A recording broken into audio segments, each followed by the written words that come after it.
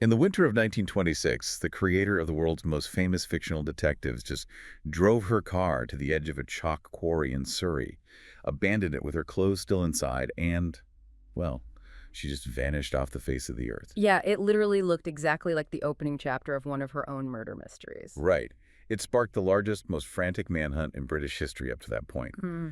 But the authorities, they weren't looking for a criminal. They were looking for Agatha Christie. It's just this incredible moment where the lines between the author's fiction and her actual reality completely collapse. Completely. And honestly, it's just one fragment of a life that is so much wilder and much more complex than most fiction anyway. Welcome to this deep dive. Today, we are opening up a massive stack of source material, specifically a comprehensive overview detailing the life, the work, and the psychology of Dame Agatha Christie. And our mission for you today is to really uncover how a homeschooled girl from Devon, England became this absolute titan of literature. Yeah, if you've ever felt like your varied, seemingly disconnected interests or career pivots just don't make sense, this deep dive is going to show you how combining wildly different life experiences can actually be the ultimate recipe for genius. We're going to look at the actual mechanics of her writing, the controversies of her legacy, and how she used puzzle making as this profound coping mechanism for a deeply fractured world. Okay, let's unpack this. Yeah. Because to understand the sheer scale of what she accomplished, I feel like we first have to ground ourselves in the number. Oh, the numbers are staggering. We are talking about over 2 billion copies of her novels sold. Wow. 2 billion, translated into 44 languages. 2 billion. That is just, I mean, it's an unfathomable metric. It makes her the most translated author in human history. Yeah, the only two things that have outsold her entire life's work are the works of William Shakespeare and the Bible. Which brings us to this really fascinating question for anyone listening. How do you even engineer that kind of universal appeal? Right, what's the secret sauce? Exactly. Let's look at the actual mechanics of her writing. What exactly was the formula that allowed her to capture the attention of 2 billion people? Well, what's fascinating here is that she essentially architected what we now call the golden age of detective fiction. She perfected the modern cozy mystery. Cozy mystery, right? Yeah, and the engine driving that whole formula is the concept of the closed circle of suspects. Oh. She didn't place her murders in these dark, sprawling cities with random, nameless muggers. She placed them in highly isolated, inescapable settings. Like an island cut off by a storm or a snowed-in train? Exactly, or an archaeological dig deep in the desert. She forces a proximity that just builds incredible tension. Because the killer isn't some shadow in an alleyway. The killer's sitting right across the dinner table from you. Right, passing you the salt.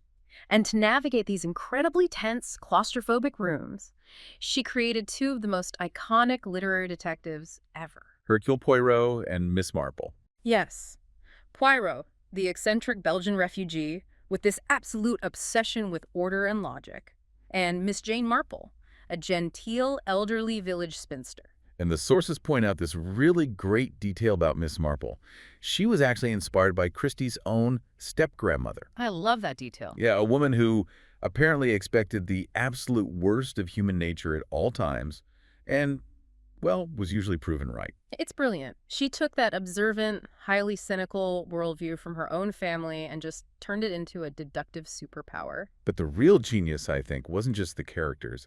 It was the psychological game she played with the reader's assumptions. Oh, absolutely. The hallmark of a Christie novel is that final theatrical scene. The parlor room reveal. Exactly, where the detective gathers all the surviving suspects in one room, meticulously lays out the course of their deductive reasoning, and traps the guilty party. You know, I tend to look at her plotting process kind of like designing a literary escape room. Oh, that's a great way to put it. Because the sources indicate she didn't just sit down at chapter 1 and let the muse guide her.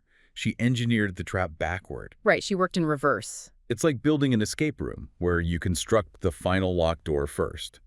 Then you hide the key inside a completely mundane object like, I don't know, a hollowed-out coffee cup. Yeah.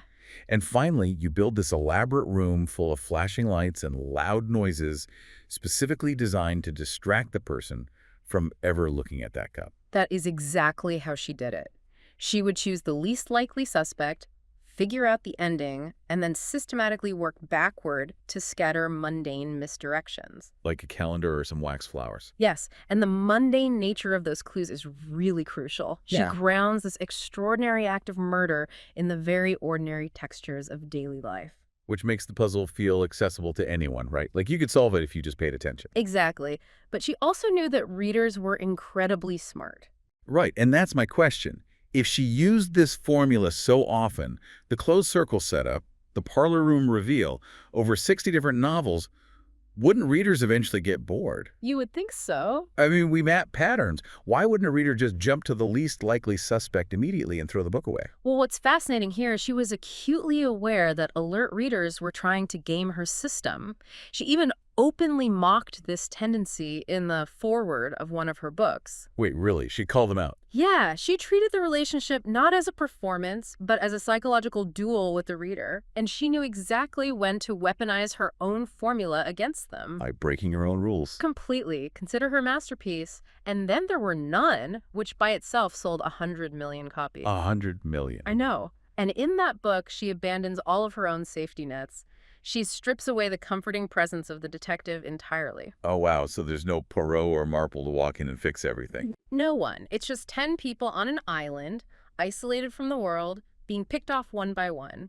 She created this mathematically impossible situation where 10 people die, but the murderer isn't obvious. And the plot doesn't devolve into something ridiculous. Yeah. She took that closed society mystery and just pushed it to its absolute most terrifying extreme. Exactly. Now, if her narrative structure was this mechanism of control, the actual weapons she used in her books were an extension of that, because a great puzzle needs a flawless mechanism. Right. She didn't rely on generic, vague fiction tropes to kill her characters. She brought in hard clinical science. And this is where the realities of her life really begin to bleed into her fiction. Because during both World War I and World War II, she didn't just retreat to the countryside to write in peace. No, she actively served. She worked in hospital dispensaries, first as a voluntary aid detachment nurse, and later as a highly qualified apothecary's assistant. We are looking at a woman who logged over 3,400 hours in these medical facilities. 3,400 hours. She was literally updating her knowledge of lethal dosages and chemical compounds at University College Hospital in London during the Blitz. That is wild to me. And her medical accuracy was so rigorous that it actually crossed over into the real world. Oh, the thallium case. Yes. Huh. In 1977, so a year after she died, there was this baffling real-life thallium poisoning case in the UK. And the doctors were completely stumped. Totally stumped. Yeah. Until British medical personnel recognized the incredibly specific neurological symptoms. Symptoms they had read about in her novel, The Pale Horse. That is just incredible. It speaks to her profound understanding of pharmacology. She saw drugs not simply as toxins, but as therapeutic agents pushed past their thresholds. Right. That razor-thin line between medicine's power to heal and its power to kill just fascinated her on a purely intellectual level. I do struggle with the juxtaposition here, though. Yeah. Look at the timeline.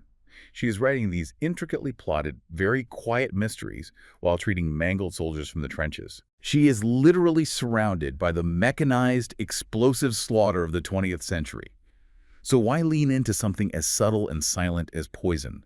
With all the violence of the world wars around her, why not use guns or explosive action? It's a great question. Because for Christie, violence and gore were chaotic, and chaos was the enemy of the puzzle. Ah. In interviews, she explicitly stated that she disliked messy deaths. She said she preferred writing about peaceful people who die in their own beds and no one knows why. So it was really about the intellect of the crime, not the physical brutality. Exactly. A gunshot is loud, it's impulsive, it creates a physical mess and a brawl.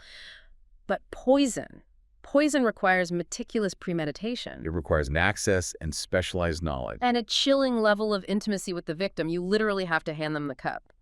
By relying on poison, she strips the physical violence out of the equation and turns murder into an exercise of pure intellect. Which brings us to the moment where that carefully ordered intellect completely shattered. Yeah, 1926. We started this deep dive with that 1926 disappearance.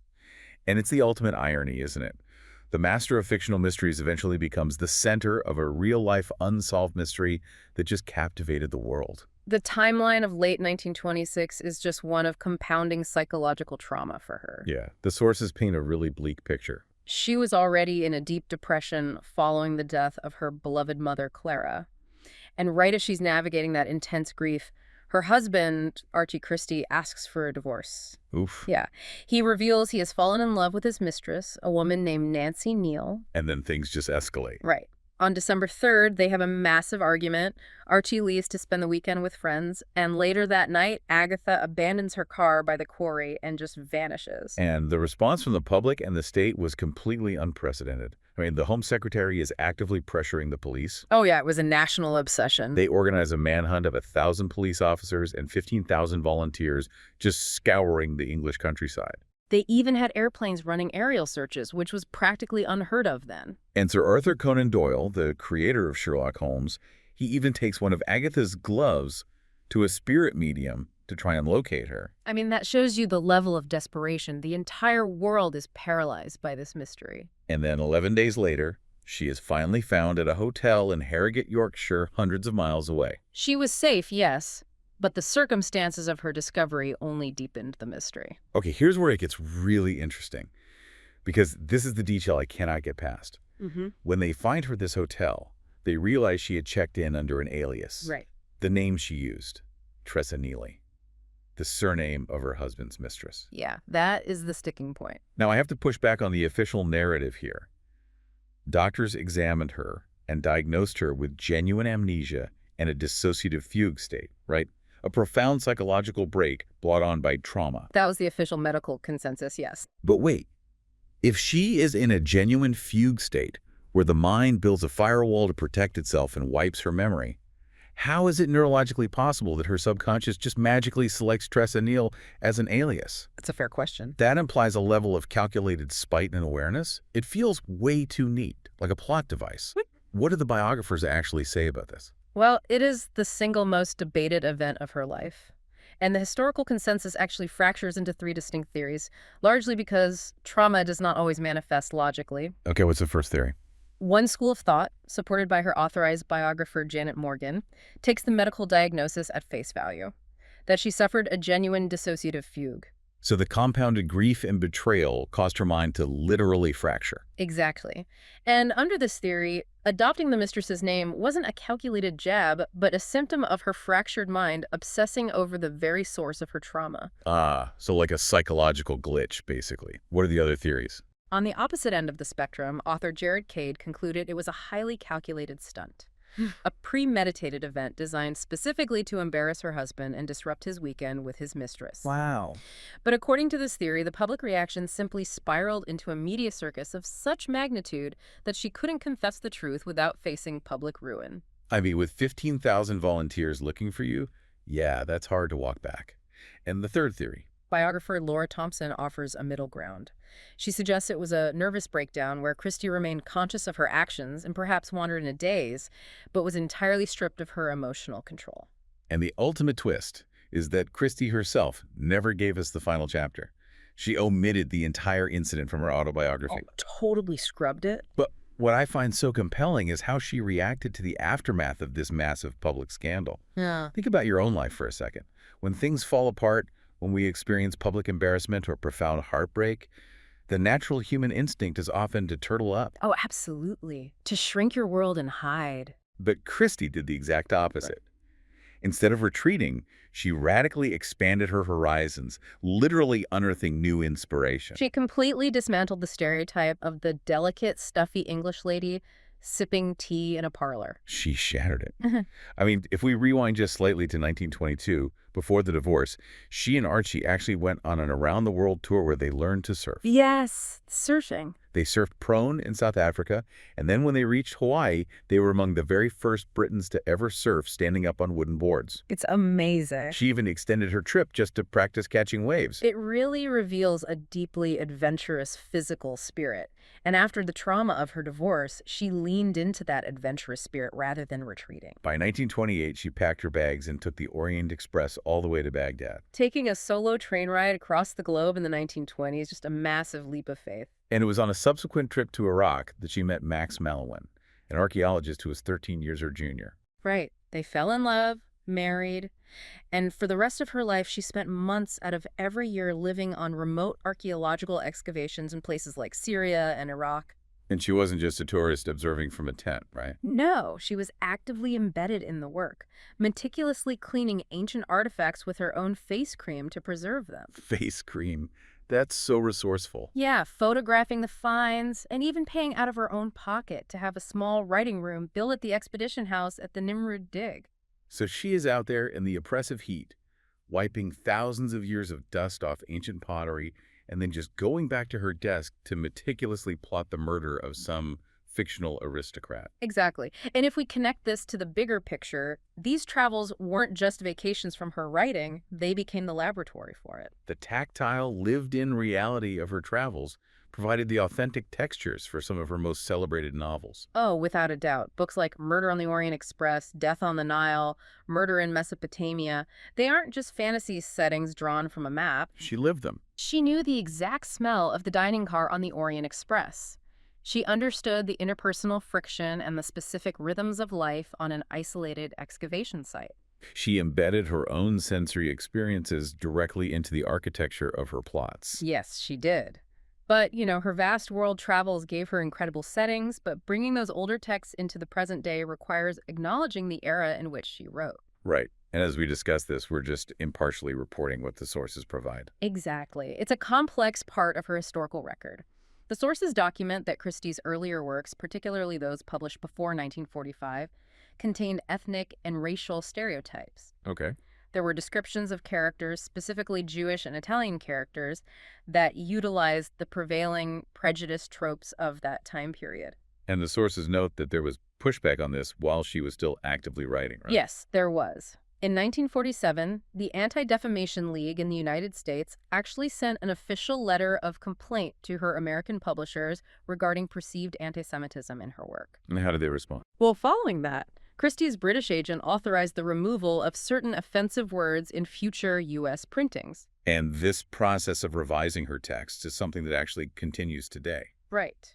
Neutrally speaking, since 2020, publisher HarperCollins has been issuing new editions of the Poirot and Miss Marple novels that include sensitivity edits. They've systematically reworked or removed passages containing insults or references to ethnicity to update the text for modern audiences. Yeah, it's an active management of an empire that is almost too large to comprehend. Because her legacy wasn't confined to just the detective novels either. No, not at all. Cover the staggering breadth of her empire. She wrote the longest-running play in the history of the world, The Mousetrap. Over 27,500 performances in London's West End. Exactly. And amidst all this pressure, she also successfully wrote 6 mainstream non-detective novels under a secret pseudonym, Mary Westmacott. Wait, why the pseudonym? It served a very specific psychological purpose. It allowed her to escape the crushing constraints of the Agatha Christie brand. So she didn't have to produce a dead body in Chapter 3. Exactly. Under Mary Westmacott, she could explore complex emotional landscapes and human relationships without those expectations. It was another mechanism of control. So what does this all mean?